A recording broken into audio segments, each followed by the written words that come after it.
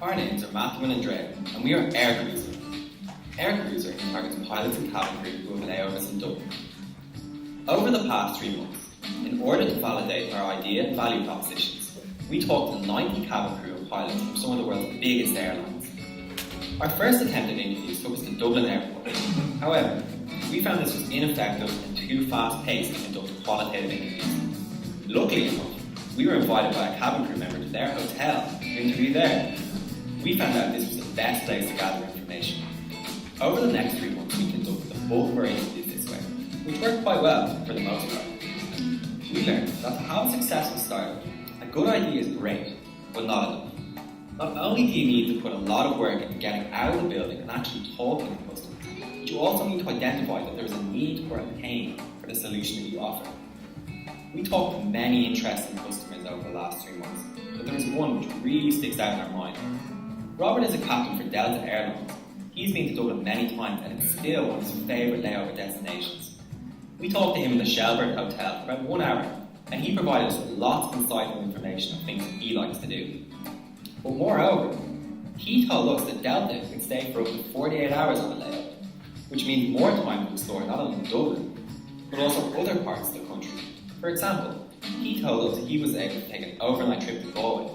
This was surprising to find out, as we had previously thought that the maximum layover time was 25 hours. Although the business model did not change dramatically, talking to the pilot, we were able to re-evaluate our business plan and could now look for additional services outside of Dublin that could fit within their 48-hour time frame. Now that the class is over, and reflecting back, we think that the most important thing we learned is that you must not be afraid to adapt your idea based on what the market wants, but always look for the problem before you come up with the solution. Created using Powtoon. Alright guys, so to answer your first question, yes, I am the man behind the voiceover there. And together, me and Andrea, we are AirCrewser, and basically we provide tailored services to cabin crew and pilots on long-haul flights.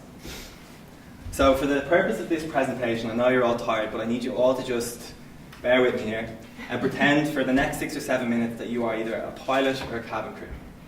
Okay? Now essentially, you've just got yourself a ticket around the world. I know personally that if I was to receive this, I want to make the most of it. I want to plan the layovers effectively. But there's a catch, and the catch is that in order to receive this ticket, you have to be willing to work up to 16 hours a day and also be suffering with jet lag from entering the different continents. Suddenly your enthusiasm might drop and planning might seem like a little bit of an effort. And then all of a sudden you're just finding yourself staying in the hotel or not visiting the best places on the layover. So this, ladies and gentlemen, is the problem I present to you. It's that pilots and cabin crew have this amazing opportunity to see the world, but they're not making the most of it due to factors such as fatigue, a lack of relevant information about places to go, a lack of motivation, and also the limited time that they have. AirCrewser and the services that we provide is the solution. We want to provide fast-track services on certain attractions that will let them skip the queue. We want to provide a pick-up and drop-off bus tour service straight from their hotel.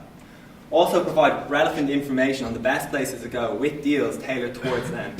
And also, we want to have a Wi-Fi rental service so that they can stay connected outside the hotel and share their experiences. So now I just want to talk you through a little bit of our journey. And the main point of reference for our journey is the business model canvas. Now, 3 months ago, believe it or not, we were a team of 6. So I don't know what happened, we were a team of 2 weeks later.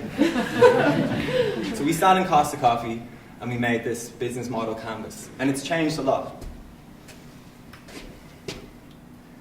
Now. Oh yeah, sorry.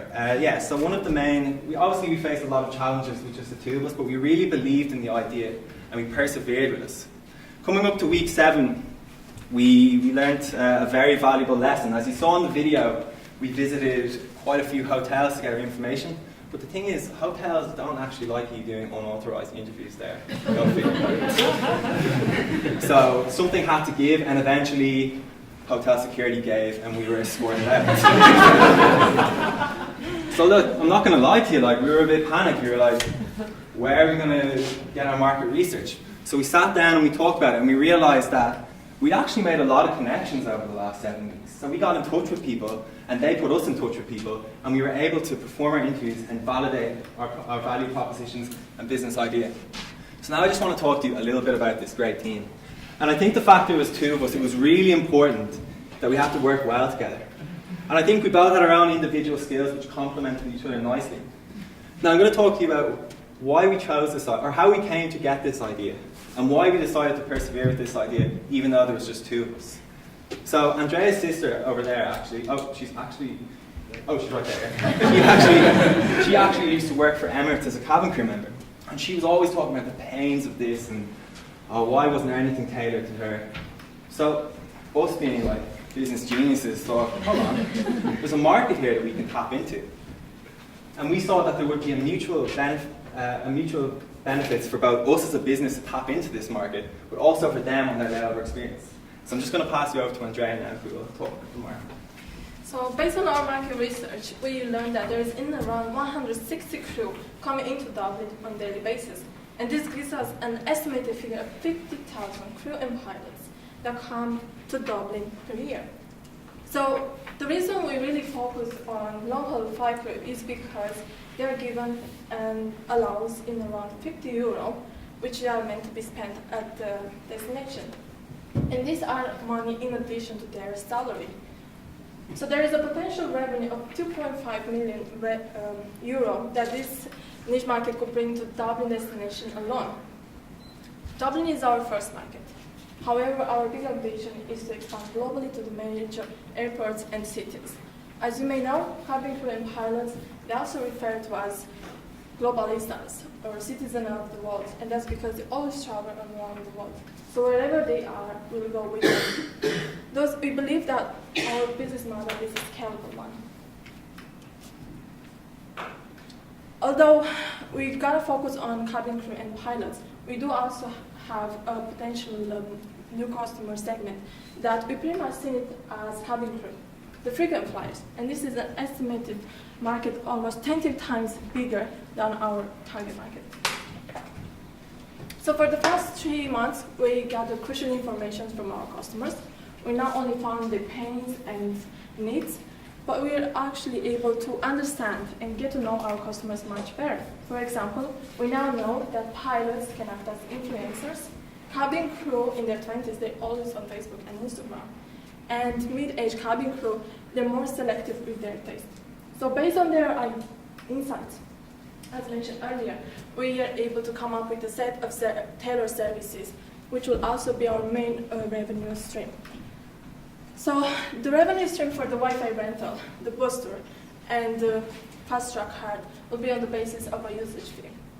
In terms of the restaurants, after talking to the cabin crew, we actually found out they weren't really willing to pay us a membership fee so that they can avail this and the discounts to our exclusive platform of retailers and restaurants. So then we changed the idea.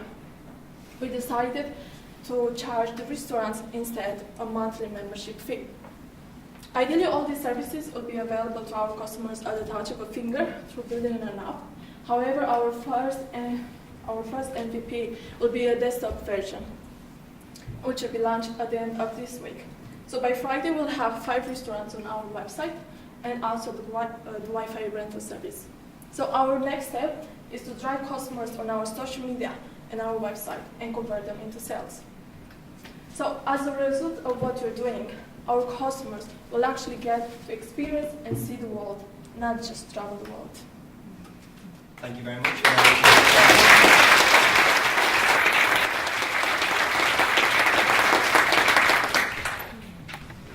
Very good. Have you thought about how you promote the app to the campers? Right, we know for sure now that we talk to them, they're always on Facebook and Instagram. And we also know the majority of them, they are also bloggers. So for how we're gonna get them at first will be through affiliate marketing and targeting those bloggers because they also have influence over other cabin crew. Yeah. I like the scalability of your idea, and I'm just wondering, do you know internationally where the longest stayovers are, or do you know what it looks like on a global level? Dallas is 48 hours for Emirates, Then we have Delta and United here also for 48 hours. So the longest is around 48 hours they get. And that's internationally. Internationally, Okay, yeah. But the overall average layover is in around 25 hours. It depends on how long the flight it is. So, for example, for Emirates, they had to fly from Dubai to Dallas. It was around 16 hours flight. So for that reason, they had 48 hours layovers. Yeah.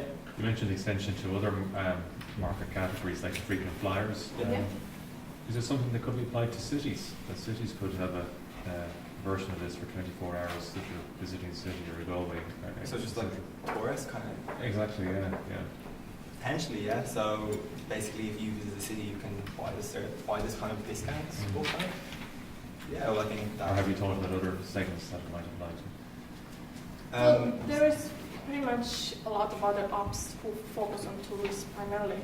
We have Visit Dublin, Discover Ireland, who offer similar services to what we want to offer to the cabin crew, but we want to pretty much focus on the needs of cabin crew because they're quite special in terms they're very limited in their time when they land into their layovers.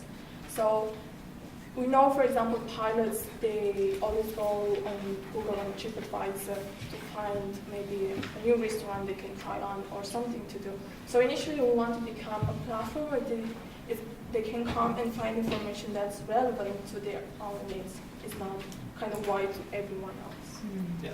Why start in Dublin, not like a big hub like London? Well, that's the thing. It's because we were from Dublin. That's all you get funny. But the fact was, obviously, I thought it was in North we America. started in Dublin. But after the weeks, we were only talking about this the other day. You're not the first person to say that to us because we were told you're starting in Dublin, but Dublin's so small. Why not start in London? But the real reason was because we were just here in Dublin, so we just went with Dublin. Well, the idea was to really validate the business model. And once we have that, we can easily replicate maybe UK, which will be our big market. If we can show that it works here, then I think it will be a lot easier than to go to maybe the UK and show them that and scale it. Just go. Okay, we'll leave it there. Thanks again.